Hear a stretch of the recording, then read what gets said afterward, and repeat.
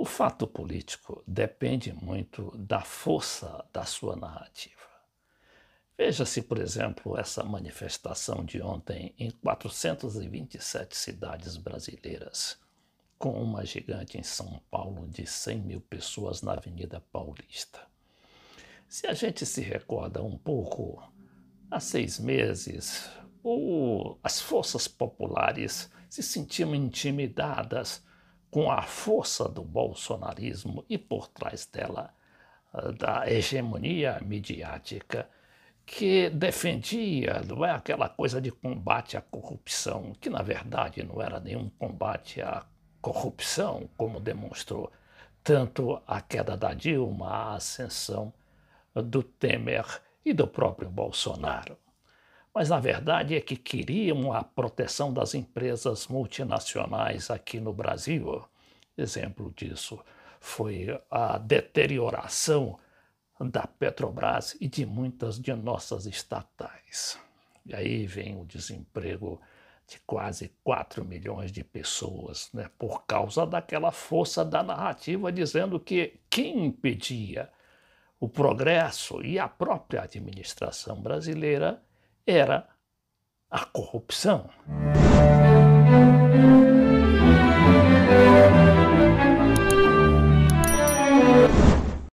E não as políticas públicas para garantir saúde, educação e salário digno, como defendiam os governos populares até 2016 no Brasil. E aí veio o fracasso redondo, né, de todas aquelas administrações neoliberais, começando com Temer e agora caindo no governo Bolsonaro. E vejamos aqui como é que as forças sociais, no caso aqui, essas manifestações nas diversas cidades brasileiras, vieram comprovar que a força da narrativa está com os fatos. Fato, aliás, que não ocorre somente no Brasil, como tem demonstrado as manifestações ali na Colômbia, que hoje marca o seu 54º dia de greve generalizada em muitos setores da população e manifestações diárias.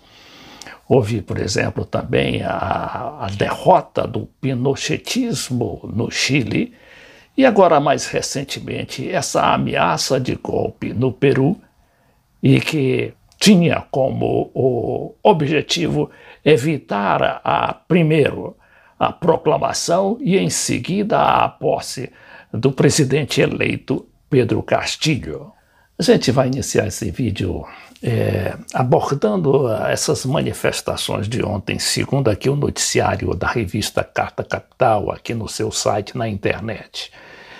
Então diz que no dia em que o Brasil atingiu a marca de 500 mil mortes por Covid-19, dezenas de milhares de pessoas ocuparam a Avenida Paulista em São Paulo para exigir a ampliação da vacina e o impeachment do presidente Jair Bolsonaro. Eu não acredito que essa história de impeachment consiga prevalecer, inclusive porque as próprias forças políticas não querem nenhuma alteração do quadro social e político do Brasil. E nada melhor do que para manter, não é, justamente esse quadro de rechaço, de rejeição ao neoliberalismo, é justamente a manutenção do Bolsonaro no poder. Então, claro que está todo mundo aí empenhado em garantir as eleições presidenciais e para governador e Câmara dos Deputados e Senado do próximo dia 2 de outubro do próximo ano, não é? 2022. Então diz que o ato foi convocado por movimentos sociais e partidos de esquerda e ocupou cerca de 9 quarteirões da Paulista, Avenida Paulista. Segundo os organizadores dos protestos, 750 mil pessoas foram às ruas em 427 cidades no Brasil.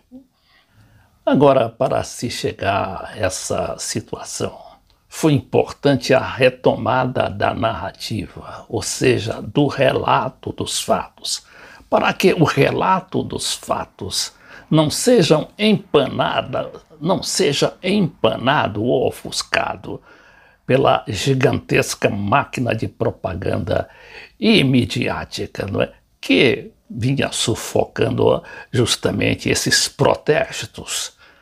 A população tinha medo de ir para as ruas, ou, no mínimo, ela se sentia desencantada com os políticos, tal a pressão midiática, não é, que dizia que a política no Brasil não tinha jeito porque os políticos não prestavam. Mas a isso tudo volta, não é, com as novas e concretas propostas de políticas públicas mais eficientes na educação, na saúde, nos transportes.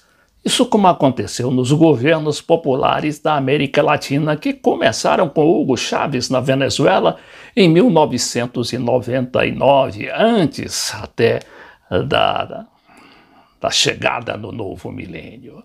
E aí depois uma propaganda enorme conseguiu derrubar literalmente, não pela força das armas, mas justamente pela força da narrativa, aqueles governos que trouxeram, o fim do analfabetismo na Venezuela, no Peru, no Equador, e também aqui na Argentina, cujo índice de analfabetismo não era tão grande, mas que havia também uma força muito grande do capitalismo selvagem privatizando tudo.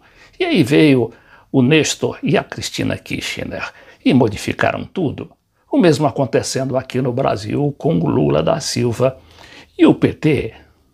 O PT, que pagou um preço muito alto por manter e eleger dois governos do Lula e um governo da Dilma. O segundo governo da Dilma acabou sendo derrubado por aquele golpe parlamentar de 2016.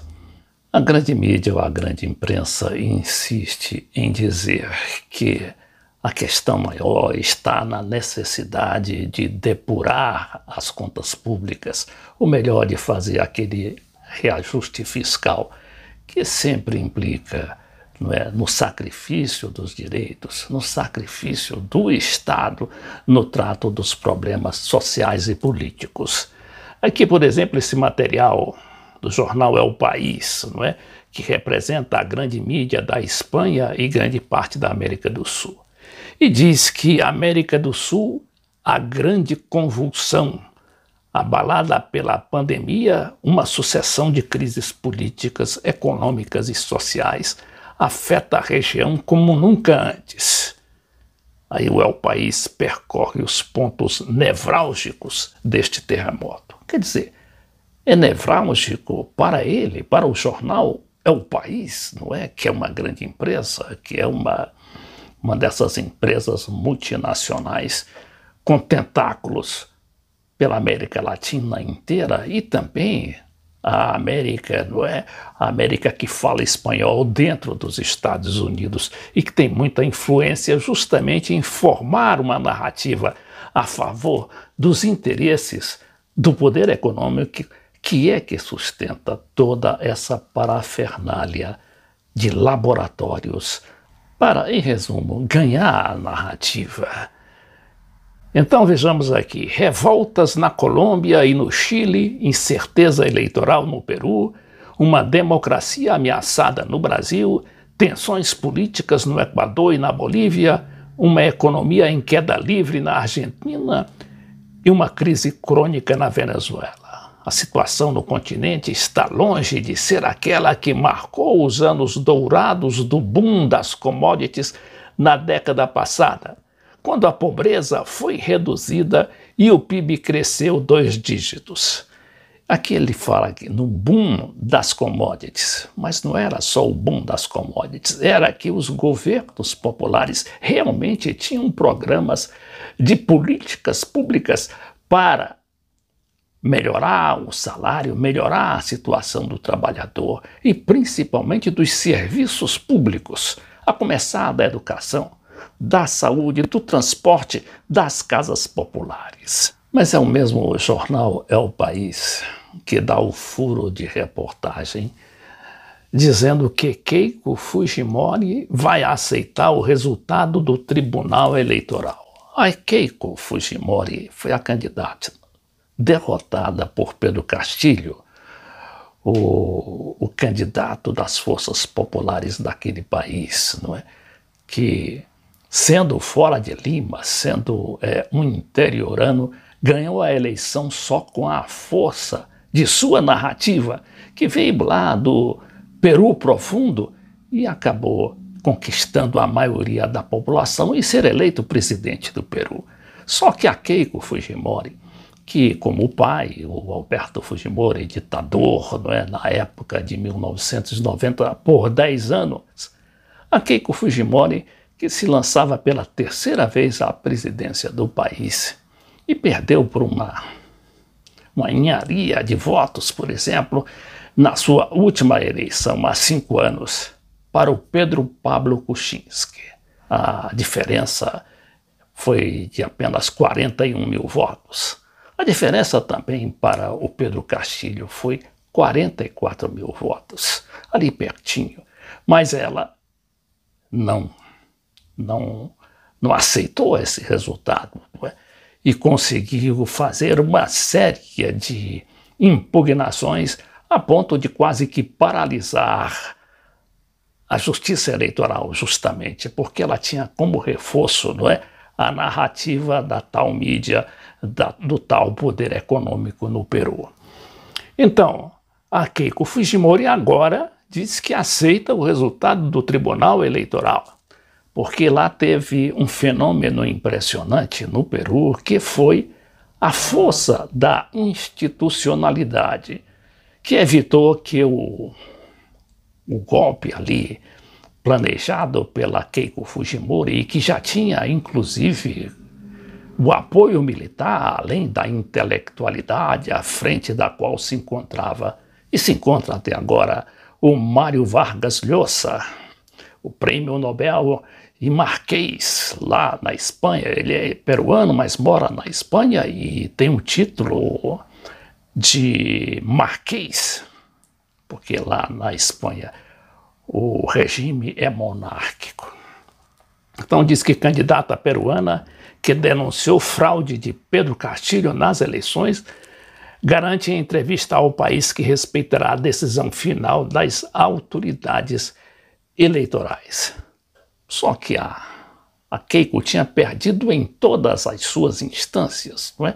Tanto na questão eleitoral como também na questão judicial, porque a justiça e o governo também do Peru, inclusive as Forças Armadas, fecharam as portas para ela com qualquer tipo de tentativa de golpe de Estado, seja ele militar, político, ou, como se chama, aquele golpe de terceira geração, que é o golpe dado pela mídia, mas só ocorre esse tipo de golpe quando se perde a narrativa, justamente como ocorreu aqui na época da Dilma, não é? E veio até agora na eleição do Bolsonaro em 2018. E na mesma matéria, o jornal É o País diz que Keiko Fujimori mostrou durante a campanha eleitoral uma de suas grandes forças, a de aglutinar as elites que lhe deram todo o seu apoio para que governasse o país durante os próximos 5 anos. Mas também algumas de suas fraquezas e contradições. Fujimori, acusada de lavagem de dinheiro e organização criminosa, no caso Odebrecht, prometeu combater a corrupção. E aí ela diz: seja qual for o resultado, respeitarei a vontade popular. 2 semanas depois, continua sem reconhecer a vitória por minha margem de seu adversário esquerdista Pedro Castilho. A candidata afirmou que com ela no poder seria fortalecida a estabilidade de uma democracia vacilante nos últimos 5 anos. Aí é outra questão, não é? Que a instabilidade política no Peru, causada justamente por essas posições golpistas da Keiko Fujimori, que não ganhou a eleição, mas conseguiu ali no Congresso, com uma maioria eventual que tinha, derrubar pelo menos 3 presidentes. Pedro Pablo Kuczynski e o vice do Pedro Pablo Kuczynski, o Vizcarra, que assumiu o poder na condição de vice-presidente. Depois houve um candidato lá, um deputado que foi eleito presidente por apenas 5 dias. E finalmente tem um novo presidente aí, que é o Francisco Sagasti, que apesar de ter obtido o apoio até os votos da Fujimori, dos deputados da Fujimori, se levantou contra aquela tentativa de golpe de Estado, que parece superada até o momento, por enquanto, não é? Porque a gente não pode garantir o que vai acontecer daqui 2 ou 3 dias no Peru, que é quando deverá ser proclamado o candidato Pedro Castillo como eleito, não é?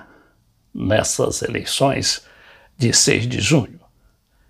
E o Pedro Castillo deverá assumir o poder no dia 28 de julho, lá em Lima. Então é isso. E a retomada da força da narrativa pelas forças sociais de toda a América Latina, ou principalmente de seus países mais destacados, como a Colômbia. Sim, a Colômbia, aquela Colômbia que é considerada uma zona de segurança para os próprios Estados Unidos e sua política de ajuste fiscal aqui no território latino-americano. E não só na Colômbia, né? Tem o Peru, tem a Argentina, tem o México, não é? Que há mais de 3 anos elegeu o primeiro presidente de esquerda, o Andrés Manuel López Obrador.